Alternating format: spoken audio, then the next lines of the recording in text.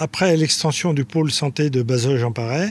nous arrivons à l'extension du pôle santé de la Châtaigneraie, donc notre deuxième extension,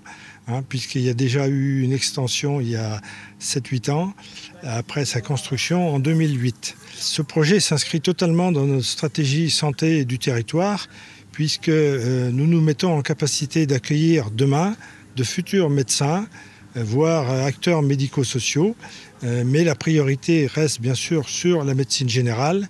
avec le développement de pratiques qui, il y a quelques années, n'étaient pas présentes sur le territoire. C'est les infirmières en pratique avancée, c'est les médecins juniors, et demain, ce sera les médecins solidaires. Sur cette aile, en pratique, c'est le CMP qui va prendre la totalité de cette extension, mais les bureaux qui vont être libérés par le CMP, puisque le CMP est déjà sur le site,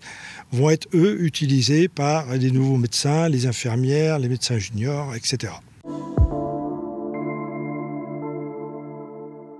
Sur ce site, on est sur des CMP, donc sur des consultations. Ce qui est très important, c'est d'être intégré avec l'ensemble des professionnels de santé d'un territoire, notamment les médecins généralistes, parce qu'il y a quand même des liens qui peuvent se faire assez naturellement entre les activités, les prises en charge en santé mentale et la prise en charge plus globale des patients. L'activité du centre hospitalier Mazurel, elle est départementale,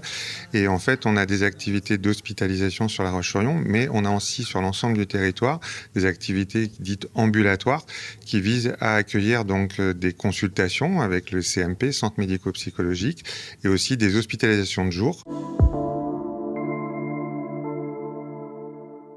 La stratégie, c'est vraiment de préparer des bureaux, puisqu'on sait que maintenant les médecins, il leur faut pratiquement 2 bureaux par médecin pour travailler dans de bonnes conditions. Et là, la stratégie, c'est vraiment de créer une ambiance de travail, un réseau d'acteurs médico-sociaux qui donne envie à de futurs médecins de venir nous rejoindre sur notre beau territoire. Pour les attirer, il faut qu'il y ait de l'immobilier, et aussi un réseau de médecins, de kinés, de podologues, d'infirmières, etc., qui travaillent ensemble pour faciliter leur mission qui, c'est vrai, n'est pas toujours facile au quotidien.